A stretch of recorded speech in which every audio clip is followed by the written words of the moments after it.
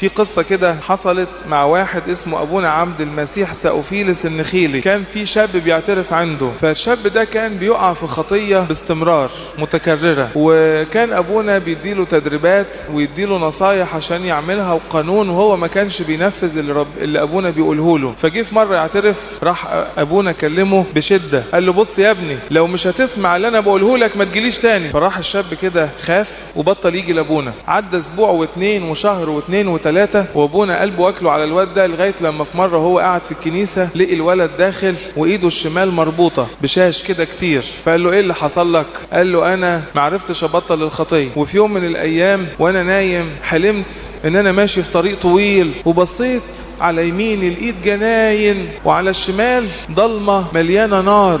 فرحت بكل قلبي كده، حبيت اخش يمين عشان ادخل المكان الجميل ده. فاول ما دخلت لقيت 2 ملايكة قالوا لي عندك انت ممنوع تخش. فقال لهم مش دي الفردوس اللي ربنا اعدها للي بيحبوه؟ قالوا له انت ناسي اللي بتعمله؟ فراح خاف ورجع ورا. فراحوا الملايكة قربوا منه قالوا له انت ناسي اللي بتعمله؟ فراح رجع ورا تاني. وهو بيرجع ورا تاني راح لمس في السور اللي بيفصل بين الفردوس والجحيم، ويقول من كتر النار السور كان مولع، كان سخن. فوهو بيرجع وخايف من الملايكة سند ايده على السور، راحت ايده اتلسعت واتحرق. فصرخ من الألم وصحي من الحلم، لقي ايده محروقة بجد، لقي ايده محروقة بجد.